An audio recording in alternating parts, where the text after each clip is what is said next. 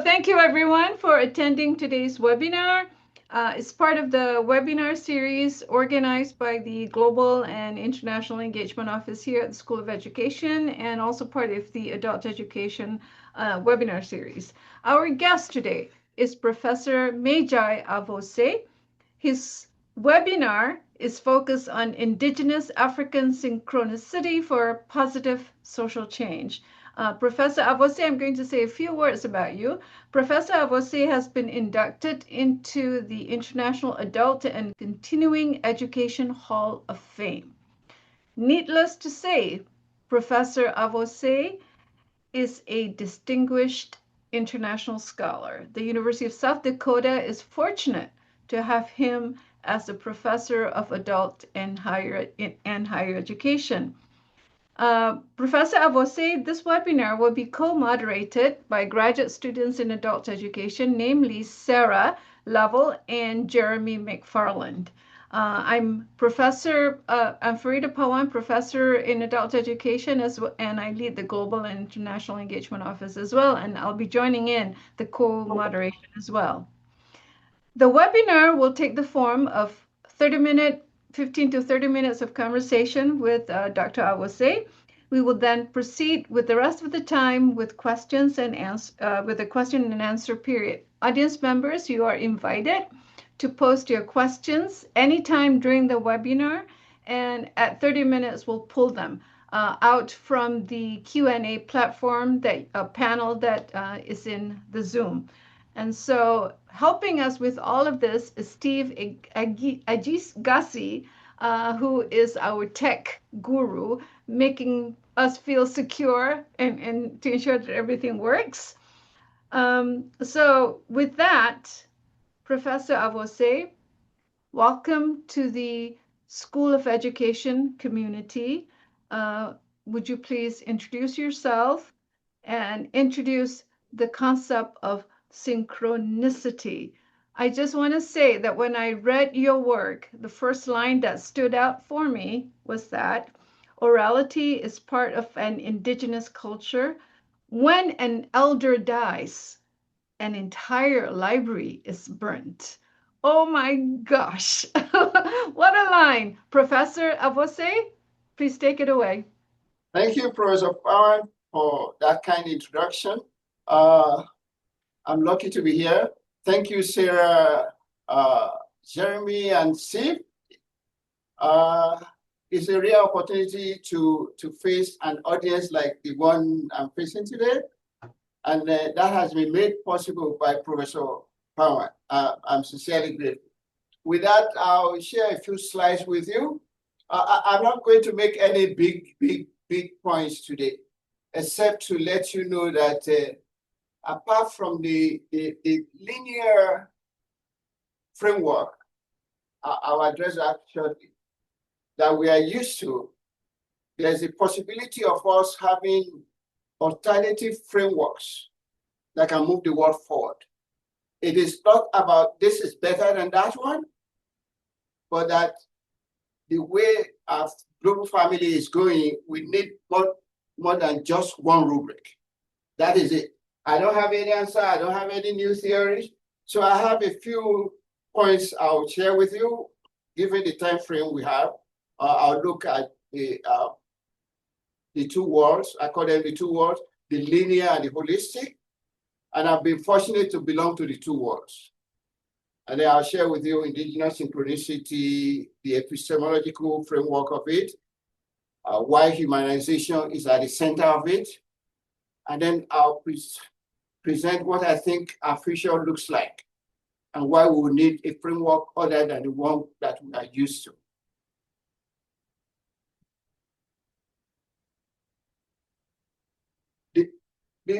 For you to put the indigenous framework in its proper perspective, we need to look at the linear framework.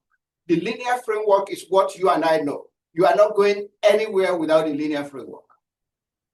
It separates the knower from the known, like the hardware and the software. It separates why from how. It is not synchronized. It is scientific in the sense that it does not gamble. like the airplane flies. That's based on solid science. And recently we have added AI to it. It is framed in the French philosopher's dictum, cogito ergo sum. I think, therefore I am, or therefore I exist. It is a framework that, sorry, 1 second. It is this framework that focuses on the insider. If you don't belong to that framework, you are a spectator in the world. Take the simple example of the APA format. If that's the format that is required and you don't use it correctly, forget it. You are gone. Everybody's okay up to this point, I'm assuming. It is the insider framework.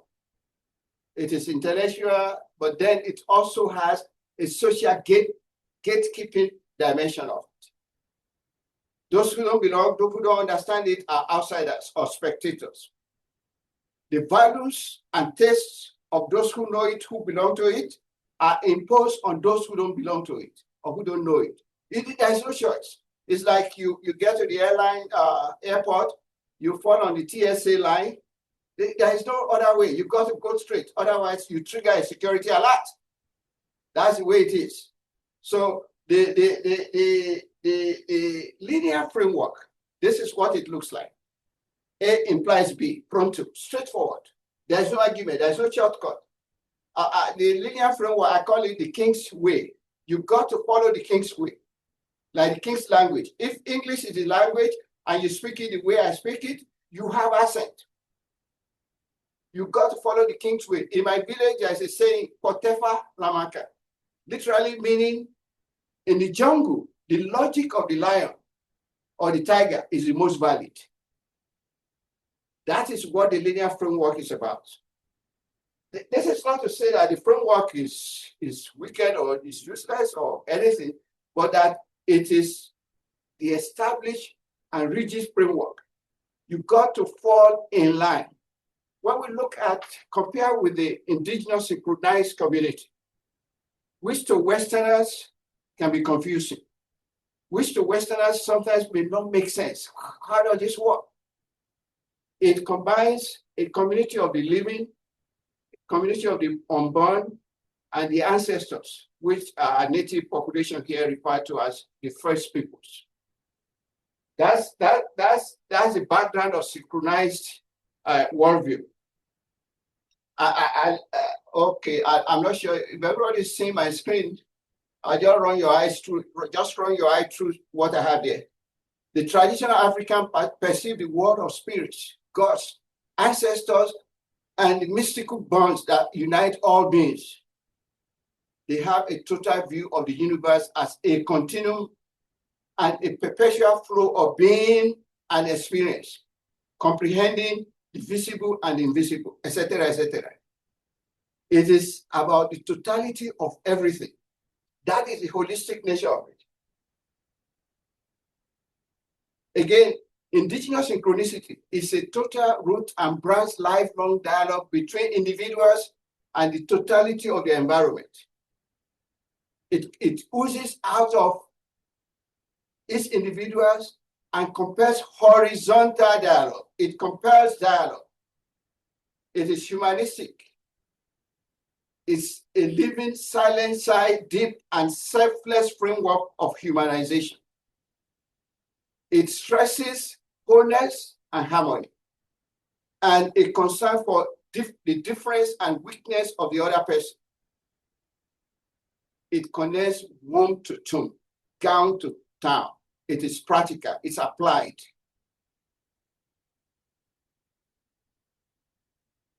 It is lifelong, womb to tomb, learning to live.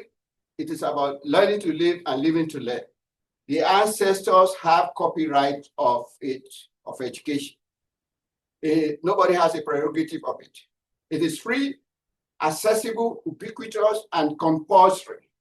That is why when we were growing up, for instance, the best way somebody can get you to start a fight is to insult your family by saying you have no home education. That is, you have not been given the right education you need to function as an active citizen in society. It is humanistic. It is assessed through active citizenship.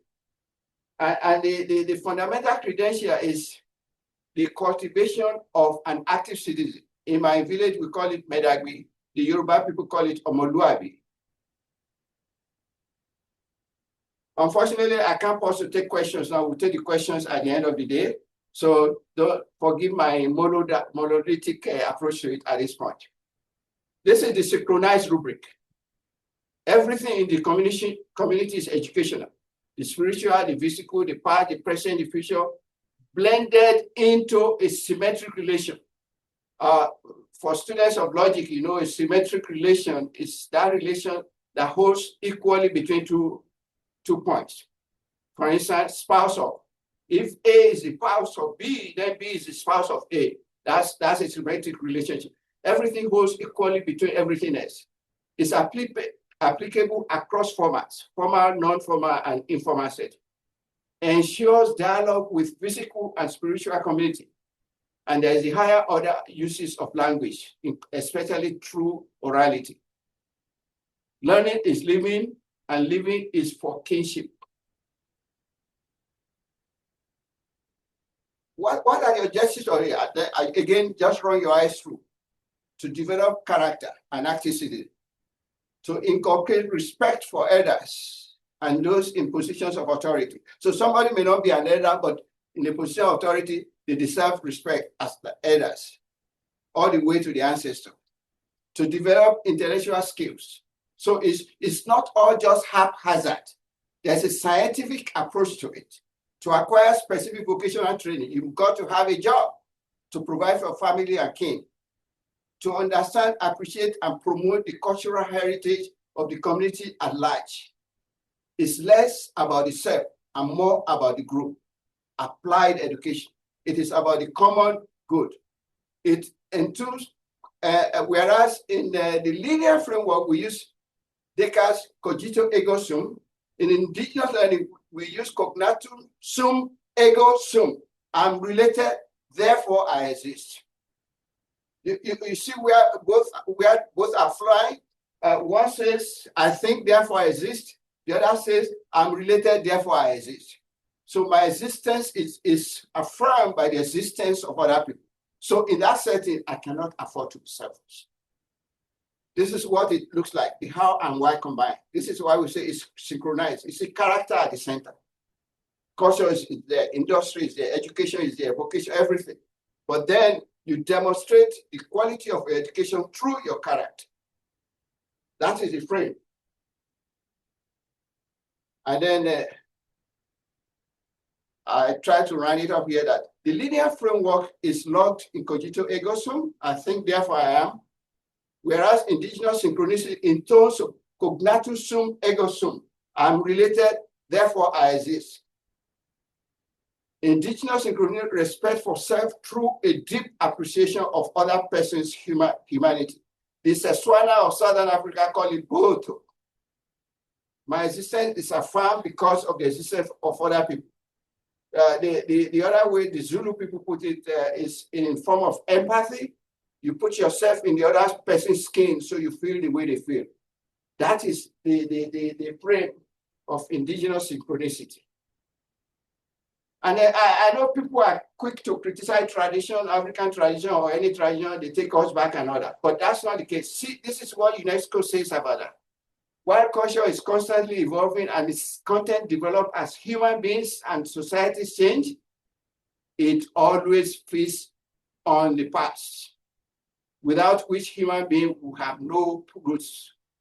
Through awareness of common destiny, humanity, common destiny, humanity, common destiny, humanity has discovered a common history, and the memory of every people has become that of all people.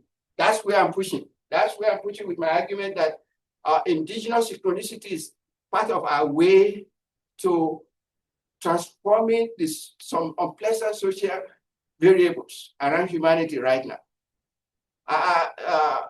Stanley Street, the editor of the IRE, International Review of Education, wrote this editorial some 2 or so years ago, 2023. And this was what he said about our future. That there's not what it used to be. The future is no longer what it used to be.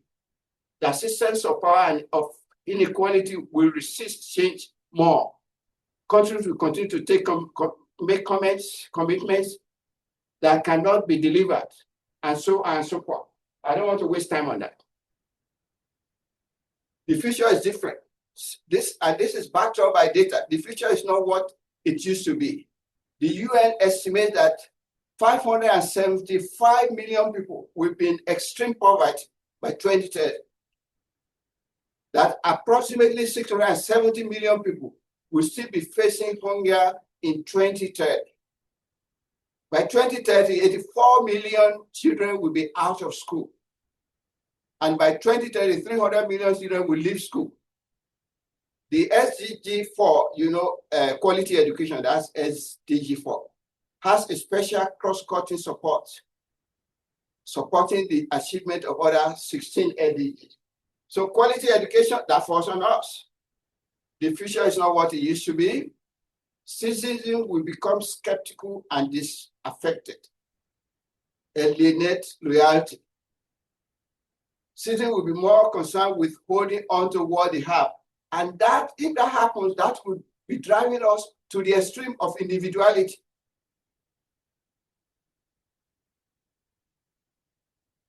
So because of the threat of what the future looks like, there is more urgency for us using the indigenous framework to activate active citizenship. In doing that, we need to resuscitate the spirit and ethos of civic engagement, invoke civic participation rather than private accumulation, embrace quality education, that's SDG 4, that promotes critical thinking, embrace liberating education, what Freud calls conscientization, practice, conscientization, the highest level of self-awareness. We need to think together for our own common good. That's the type of social change I envisage. I said at the beginning, I'm not saying that the linear framework is wrong or is bad or is negative. We are all products of the linear framework. You are not going anywhere with it.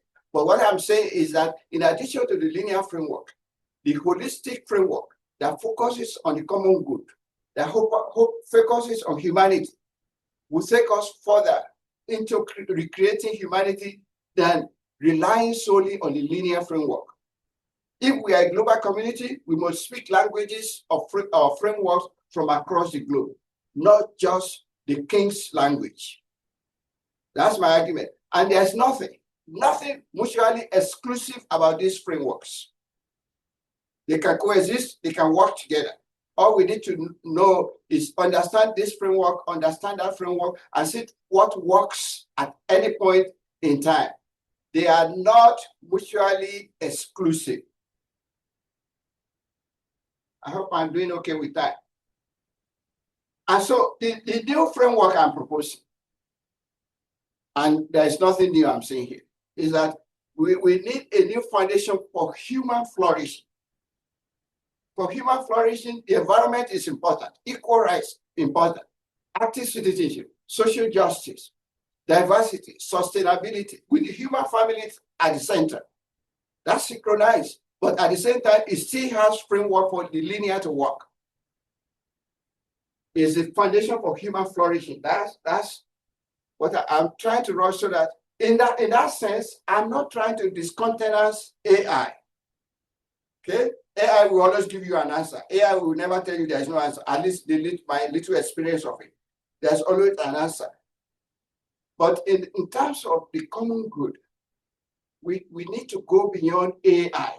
This is my argument now. You don't have to buy my argument.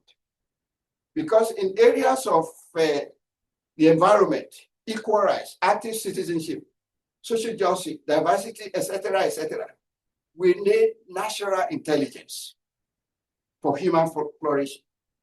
Yes, AI can assist us in getting this and that done, but AI is not going to, in itself, grant me human rights, grant me social justice. It can provide frameworks for them. I'm speaking under correction in terms of AI, but the argument of indigenous synchronicity is that the natural intelligence cannot be put aside. You find that in the humanistic areas of adult education, Malcolm Lewis, Edward Lindman, Paulo Freire, and so on and so forth. The humanistic perspective emphasizes the experience of the adult learner. That in terms of adult learning, every adult educator comes to the classroom as a textbook, and that textbook is their experience. AI does not give us that experience. AI adds to that experience. And that's with that, I'm running up the argument that indigenous synchronicity and the linear framework can work hand in hand for human flourishing. Thank you, Professor Power. Thank you so much. Right on time as well. So Yeah. if you want to stop the sharing so that we can see your face, that would be best if you can do that. Okay. And so we have so many questions that have been flowing through. And Sorry? I think we have many questions that have been flowing through, and I think Sarah and Jeremy has all those lists at this point in time. So let's just get into the questions if you don't mind. Jeremy, I don't mind, but let me tell the questioners that I had that I was never a very good student. I fail exams a lot. So if I don't answer your questions correctly, it's because I'm used to that. Okay, so let's have the questions. So we're going to remind the audience that if you have questions, post them on our panel. We have one coming in right now, but we have also plenty, and we'll go back and forth between the Q&A panel and the questions from the co-moderators. Jeremy, you want to open up with your questions? Hi, yeah, thank you, Professor Avoseh. That was a great presentation. I wanted to start with a question about, so we're from the adult education course, and we started with a question about what is an adult. So in one of your articles, you shared a Yoruba proverb: a child may not be able to touch the ceiling, while an adult may not be able to dip their hand into a narrow keg.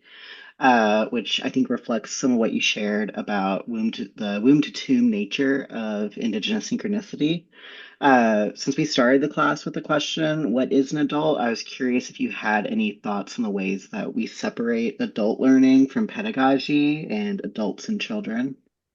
Yeah, good question. Thank you for that.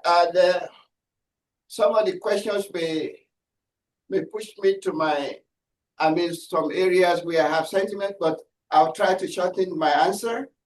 Your question, good question, drives us back to the question of andragogy and pedagogy and all that. In indigenous Africa, you don't have those sharp separation because orality connects everyone. And everyone knows their places. Like from my presentation, you have heard where I said social stratification is based on age, unless an adult who is not responsible. But as part of that, children still have their place in society. So dialogue is constantly sustained through interaction with others, through interaction with the environment. That's why I say Yoruba people put it,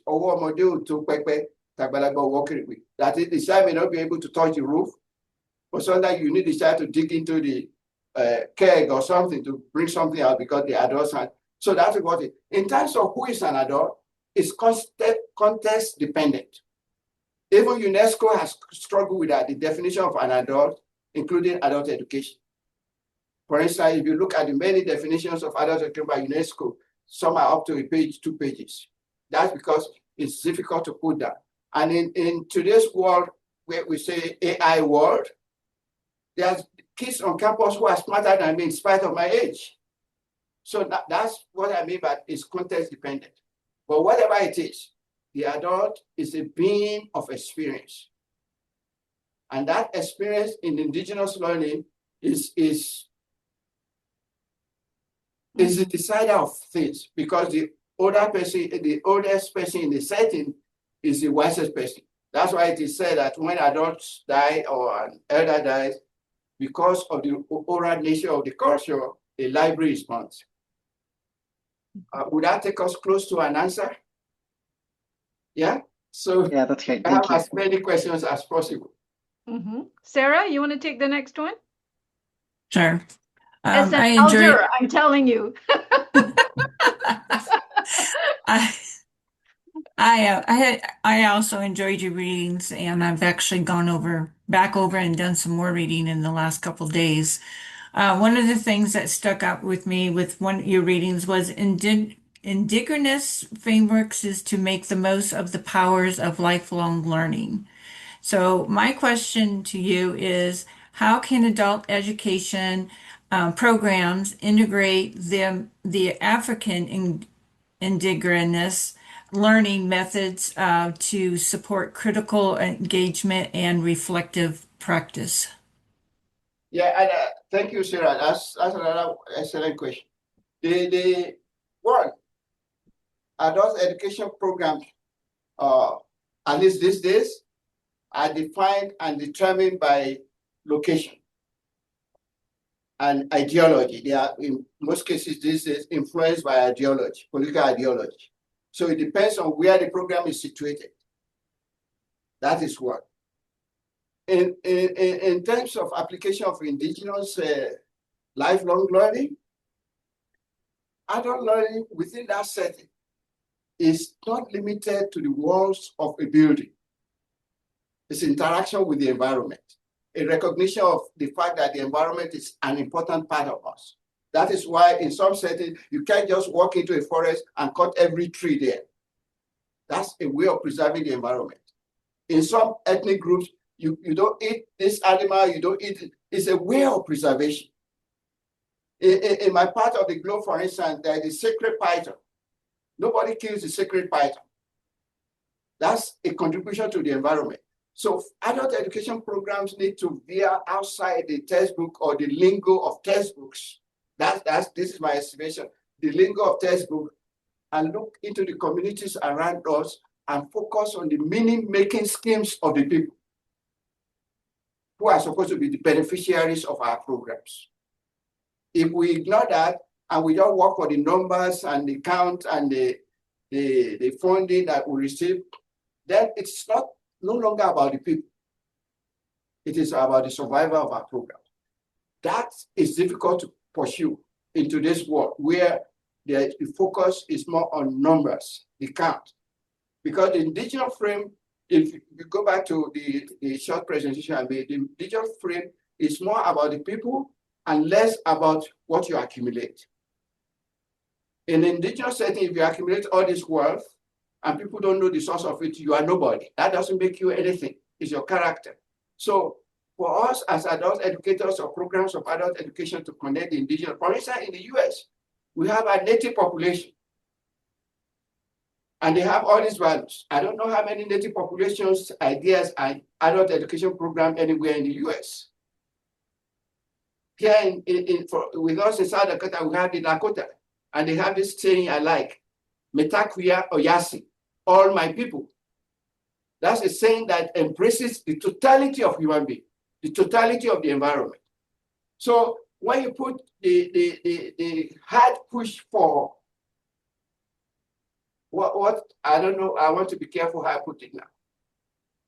But the hard push for profit, you put it side by the indigenous frame that it's difficult to build them together, but it's possible. Part of why we are here is for me to throw this out and see how can we do that. Possibly the answer is more with you than with me, because now you have an idea of what indigenous is like, and you know the Western framework. So that answer is not fully for me, but for everyone. Mm-hmm. So Thank you. thank you, Sarah. Thank you, Professor Avoseh. I have this question that I have to ask from our audience members. It's from Zion. Zion asked a question and I think this goes back into our earlier introduction. How do we avoid homogenizing African knowledge systems like Ghanaian, Nigerian, or Zimbabwean traditions under one continental label? I think this probably for you to address head on, Professor Avoseh. Yes, thank you for that question, Zion. The fact is that Africa is fortunate to have what I call a tsunami diversity. I've been to West Africa, Southern Africa. North Africa is the only place I've not been. And you see people have beauty and color and values, but what, in spite of all that diversity and difference, you see the common thread. It's not necessarily African, the common thread of values, of history, of colonization, of struggling to build up. This value and what keeps the African mindset. Sometimes I run into some of my friends here, students on campus, and I see some things, I say, no, you can't be doing that because you don't forget where you come from. So in spite of the differences between in terms of languages and values across Africa and the beauty of it, and I've been to several places in Africa, there's a common thread, and I've argued that in some presentation of value, respect for elders, for instance, commitment to the other person, for instance. I mentioned Boto, the Seswera concept. I studied that in 2012, 2013, 2014 in Botswana. I was there for a year, and I studied Boto, and I made a public presentation just like this one. And my folks in Botswana were surprised. That's a concept you could make a presentation on. We never appreciate how much we have with us in Africa. And because politicians are good at divide and rule type of thing and bringing divisive language, that does not destroy the values that connect Africans as Africans. The culture, the language, respect for elder, respect for the community, corporate existence, etc., etc. So the idea of Botswana, Zimbabwe, and all that, I don't think like that. I think about those core values. That's why in this presentation I've mentioned the Seswara concept of Boto. I've mentioned Omoluabi of West Africa. I've mentioned Bedagbe of West Africa. That's the way it is. What if we look at people and the structure and forget the values, we are likely to be misled by those who don't understand what it is. So Zion, that focus on the value, the core, the root, is more important than focus on the structure we now see. Because now in today's world, I see folks, young people in Lagos, Nigeria, for instance, who are more West Americans than Americans. And that makes me sad. In terms of values, the values they are sweeping away the values that makes African. Mm. So Zion, it is, I can write a whole book on your question. Mm-hmm. So thank you. You're focusing on values that people bring together. That's right. Jeremy, you want to take the next question? Sure. This came up a couple of times already, so I wanted to go ahead and ask it. It's from a classmate of ours, Emma. In your opinion, what does orality offer that literary education and record keeping cannot? What type of change might we see both for the learner and the teacher in Western or other cultures that rely on written record for history and education if orality were more greatly incorporated? Okay, if I don't get the whole question, please, Jeremy, put me back. And so the first point is, what does orality offer that literary education cannot? Literary education is about reading the word. Mm. Orality is about reading the word and the word. There's a connection between the word and the word. It's reading the totality of it. That's orality.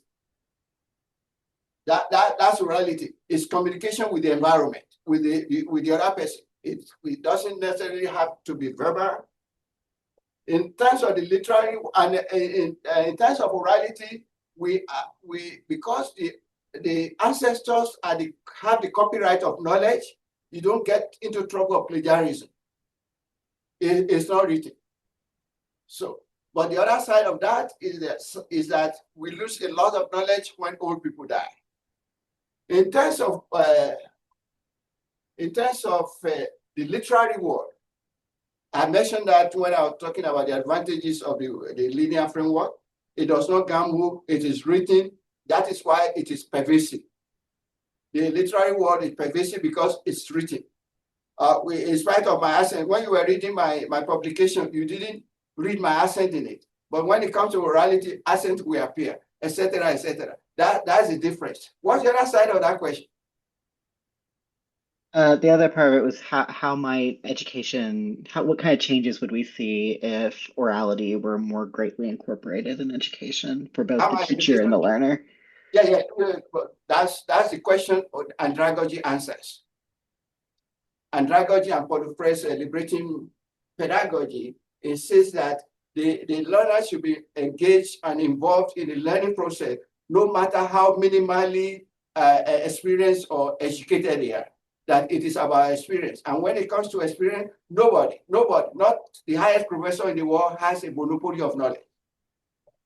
Every learner in the environment have their knowledge. So that is the beauty of orality. Everybody is involved. Whereas the literary world, you got to follow the king's framework. That's the difference I see. So the way to engage students more is embrace andragogy, which although it's a Western development, I've looked at it from the indigenous perspective, comparing it with orality. It has room for everybody. And one point on that, when I know some of my students from the health sciences, for instance, I've asked questions that there are areas that are open to dialogue. And I agree with that. Take the area of pharmacology, for instance. You got to have the right dose, you have to know it's not open to debate. What is open to debate is that the instructor or the professor can humanize the learning environment through dialogue and make an abstract concept acceptable to the average student in the learning environment. That's my answer to that, nothing beyond that. Mm-hmm. Wonderful. Sarah? Okay, so I have another question here, and it's from one of our classmates, Jennifer. In your readings, the readings that I read, you said we needed to go forward. We need to go back to go forward, and we need to make dominant Western framework more accommodating and local indigenous knowledge of learning from the past. So Jennifer, who is in our class, was asking, I'm a firm believer in long-time education starts in the home. How do you suggest families to incorporate and foster the womb to tomb styles of education outside of the Western education context? Thank you, Jennifer. And yeah, again, I mentioned some of those. The beauty of the indigenous framework, especially the family framework type of education. I use my personal example. Growing up in an African village, everyone is your teacher and everyone can punish you. I mean, not okay, what we call corporal punishment here, quote and unquote, is icing of the cake when I was growing up. Okay, it's icing. So we can't do that here. But at least we can allow other people to be engaged and involved in the upbringing of children in the sense that, oh, this is somebody's child, I can't talk to them. I'm careful about that. Whereas if I were in an African setting and a little boy or girl is misbehaving, I go to correct them. Let me give you a personal example why that is difficult here. One year, some years back, I was going to give my daughter a shock of her life in her high school in New York City. This was some years ago. And I walked from the Columbia Teachers College, walking straight to her. I saw this young boy and girl, high school, junior high school type of folk, and the boys' shoelaces were flying all over, right? And heavy traffic. I passed them, and I said, wait a minute, this boy could step on his shoelaces and fall into traffic. God, anything could happen. So I went back, mister, why don't you tie your shoelaces? You know what he said? He said, that's not your problem. That's not my problem, Jack. This is America, Jack. So sometimes the context makes it difficult. So the best we can do, Jennifer, is to adapt as much as possible, not adopt. At least civility, teach my kids civility at home, mention respect for elders, why that makes sense in some contexts, and when I travel out of the US, maybe I'll find it useful. Those basic words. But for me to say that you got to use that right here in the US, oh no, that's a tall call. That is a tall call. So it depends on individual family. Here with us in where I'm in Vermilion, for instance, it's not like the America you see in New York or LA or Chicago. We are more like family here. So I can tell some kids, no, get your bike out of the road, and they'll do it.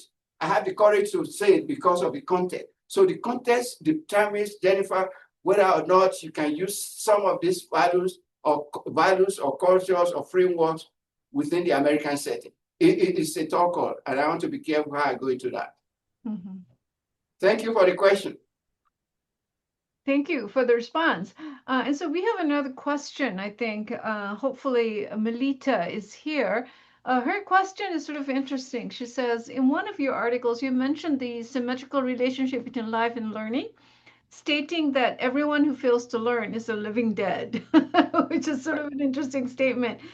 Now, she says within the context, everybody is learning, everybody is successful, everybody's, pulling things from holistically. Her question is, can you give an example or can you explain what it means for a person to fail in this context that you're describing? What is failure? Yeah. Good question. Who's that? Good question. Whoever had Melita. Melissa, thank you. Good question. Melita, the one correct answer to this question is that whoever fails to learn has failed. To fail to try is almost like a crime, because everyone in this setting has opportunity to learn, beginning with the family, the immediate family, the community, the larger community. So I don't know how it is for anybody to fail, but people do fail. People who veered out of the values of the community and are not active citizens are evidence of failure.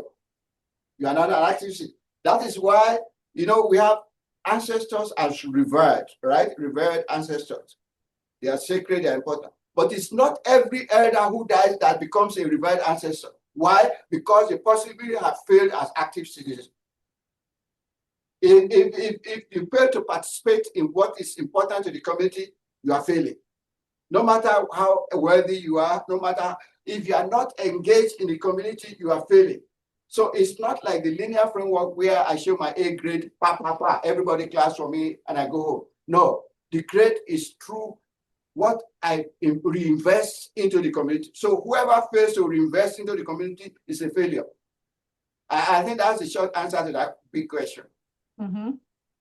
Good, right on target answer. This is what we needed to hear. Jeremy, questions from you, from colleagues? Yeah, we have a couple of students in our class, including me, who work in health science education, like medical school and dental school. So I felt like I'd be remiss if I didn't ask a question that came up a couple of times from Kylie and Jody. But this one's from Kylie. In highly structured professional programs like health sciences education, like medical school and dental school, where learning is competency driven and time constrained, how might educators integrate synchronicity without it becoming superficial or symbolic? Yeah, and I thought, thank you for the question. And I thought I answered that indirectly earlier on when I made reference to example, say, some abstract concept in pharmacology, for instance.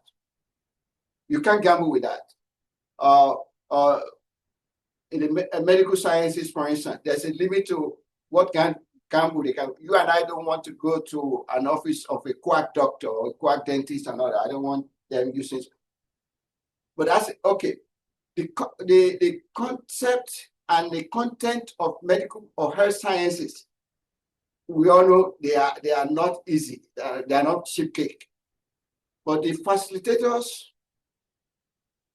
and instructors and the professors of those content, again, can humanize the learning environment. So much so that it creates a more enabling environment for the student to learn abstract content. I mean, with the human feelings. Oh, this professor has time for me and all that. It is like the professor brings or this instructor brings to class beyond their expertise in the area of content, to include their expertise either as parents, as members of the community, as pastors. They don't have to be those people, but let the students see the values of those people in the community in you. And that makes the content, I think, will make that the content more accessible to students.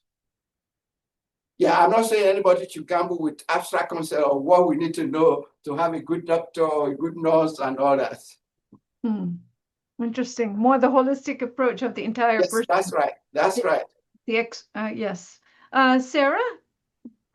I have another question from Kylie, and she is one of our team classmates. And she said, in adult education settings in the United States, where learners are often encouraged to focus on personal advancement and career mobility, what strategies do you recommend for helping learners to shift toward more of a communal orientation without dismissing their immediate economic realities?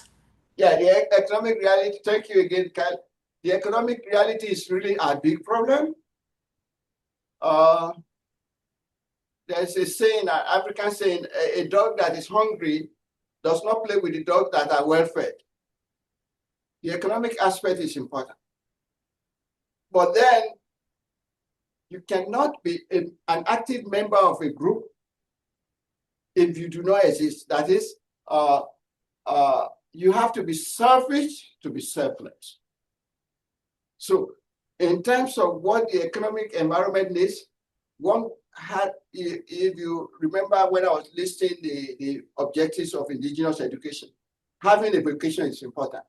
Having skills is important, but because you got to take care of yourself, your family, and then the community. So it's a delicate balance, but it's important because self-affirmation is the beginning of wealth.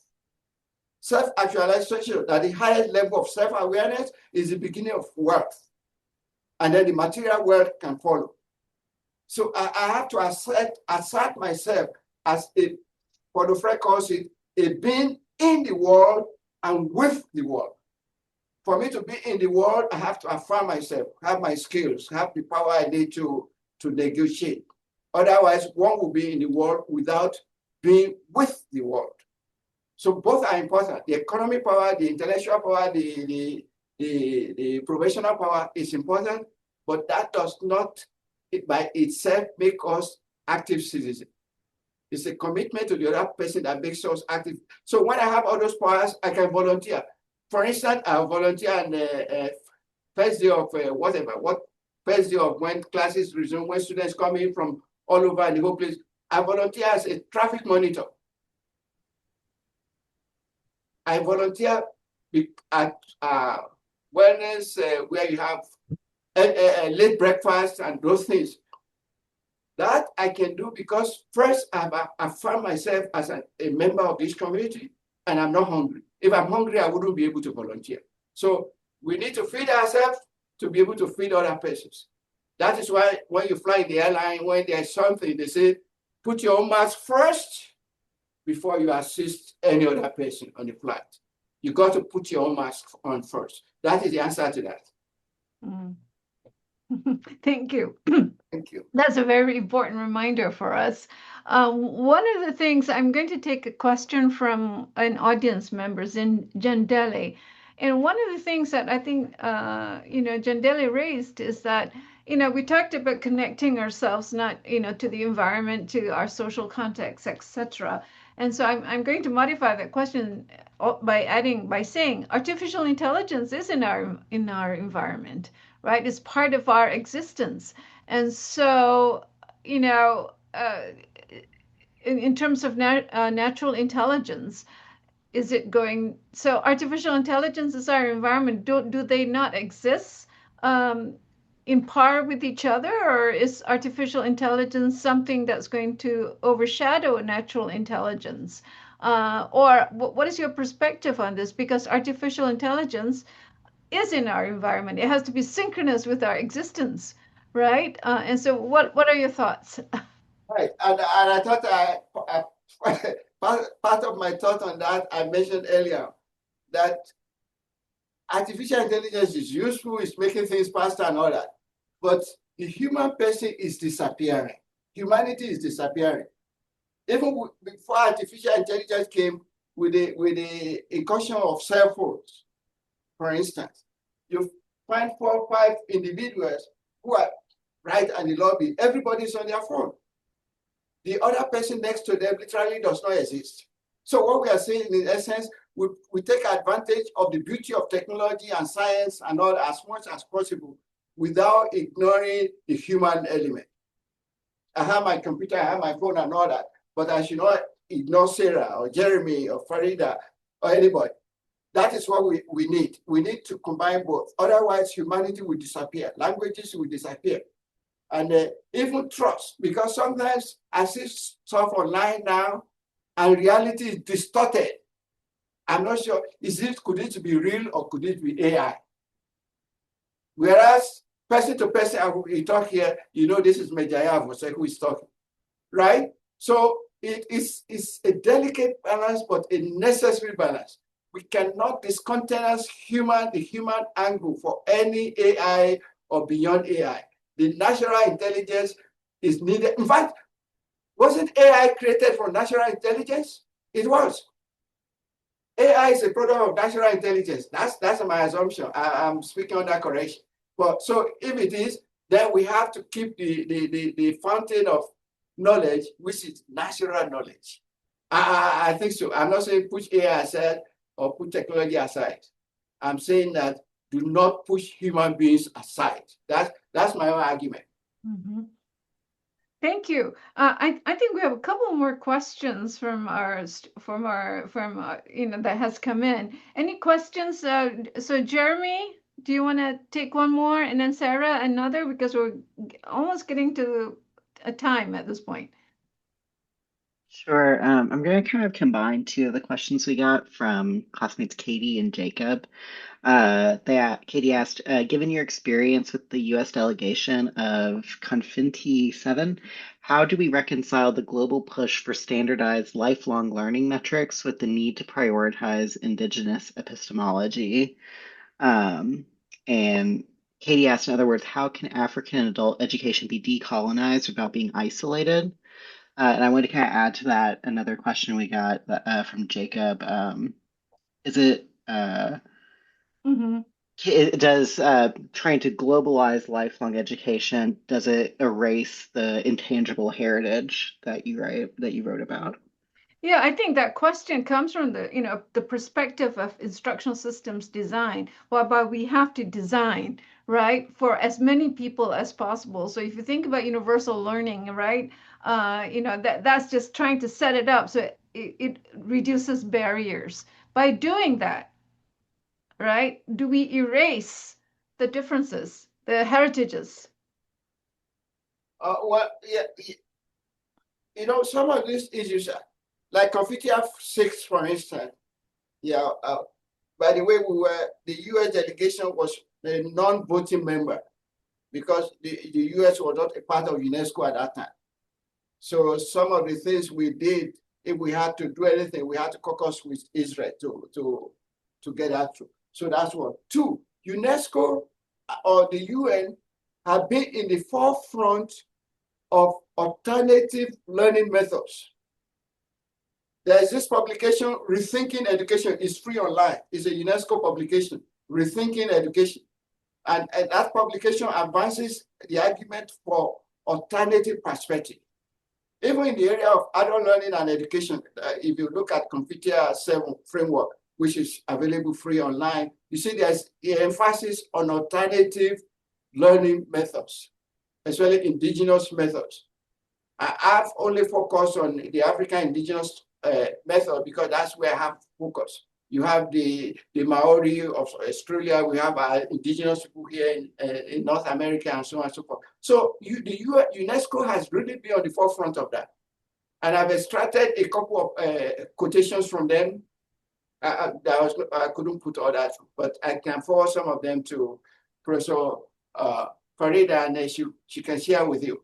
So UNESCO, to be fair to them, in fact, the 70th edition of the International Review of Education, which is out. That's where you have that, my publication, Lifelong Learning and Decolonization in Africa. They try as much as possible to push for indigenous perspective in almost everything they do in the last couple of years, 10, 20 years. So we have to give the credit to UNESCO for that. What are the other side of the question again? The other side is if you try to, right now when we're designing courses, we try to make it as applicable to as many people as possible. And so, that's why I mentioned Universal Design for Learning, for instance, UDL. But when we do, that's an alternative approach, quote unquote, maybe not anymore. But do we erase differences when we try to take that approach? I don't think the focus is to erase differences, but to embrace differences. Because it's not possible to erase differences. But the focus is to embrace differences. With that, I will not stand here and say the linear framework or the Western framework is bad or that.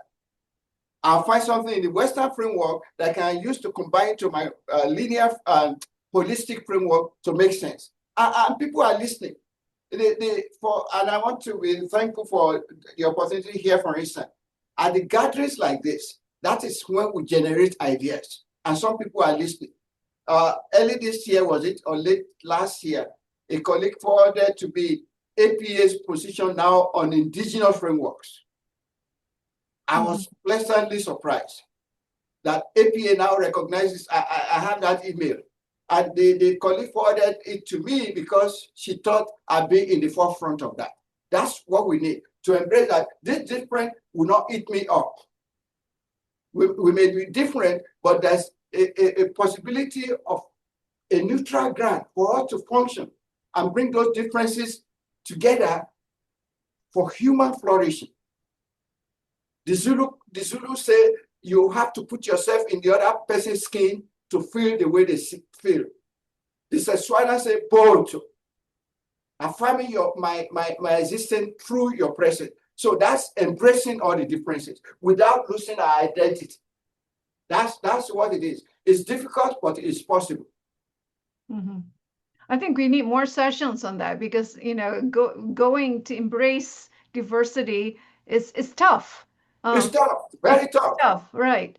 Sarah, do you have maybe the last question from Aubrey, right? In terms of the question that Aubrey asked, number 2, maybe. Oh, yep. I could do that one. Aubrey, like our professor just said, she is one of our classmates, and she says, throughout the class, we talk about the purpose of adult education. How does your article redefine the meaning of adult education? Okay, thank you, Audrey. I don't know if I can redefine the meaning of adult education, but this is who the adult learner is. If you want to have a party, you got to know your guests and their food preferences and their, right? The adult learner is an individual of experience. The adult learner comes to your learning environment. They have a purpose. They want to meet a need. The adult learner wants to come to your learning environment and be able to apply what they learn. Immediacy of application, right? The other adult learner is not other controlled. It's not controlled by mommy, auntie, uncle, or anyone. They are self-propelled. They come because they have a need to meet, right? And because of those variables, any program content of adult education that do not take those variables into consideration is going to fail. The adult learner is a social being. she's a parent, or he's a parent, or he's a community member, a church member, a mobilizer, etc., etc. So coming to our program as an adult is just a tiny bit of what defines them as individuals. For any adult education program to succeed or to define any adult education program, we have got to take those variables into consideration. They are non-negotiable.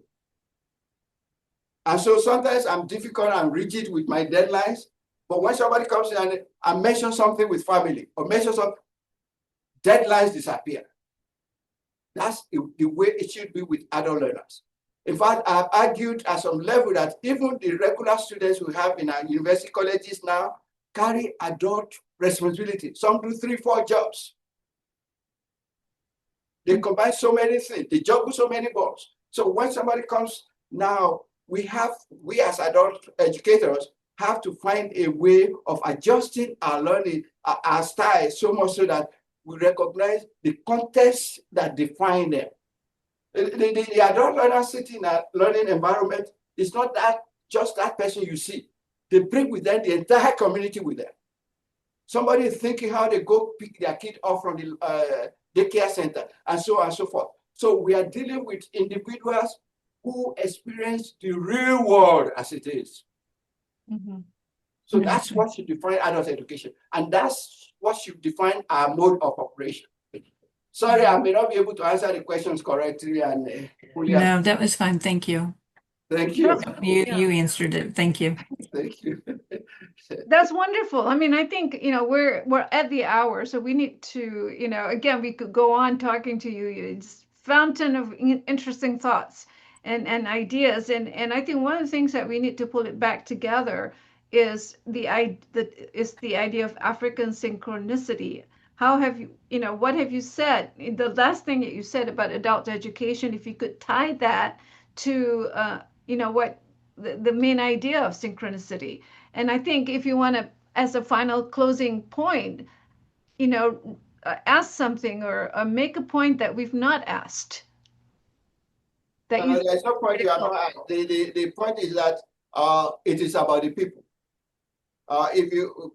We all know that in the preamble to the American Constitution, we the people, that be it adult education or any education, the people must come first. And the people coming first mean we synchronize the values of the community and bring them in a mini level to our learning environment, to our interaction with others. I just want to thank you guys for coming, for your attention, and I apologize if I did not meet up to your expectations, but thank you for the opportunity. Thank you so much, Professor Avoseh. You've pushed our thinking and pushed it more. And so again, we hope to be able to connect with you again down in the future. So thank you very much for your insights and for sharing with us, opening new windows of thinking for us today. And thank you everyone here who's been the audience members and for your questions. Have a good afternoon. Thank you. Thank you. All right. Thank you.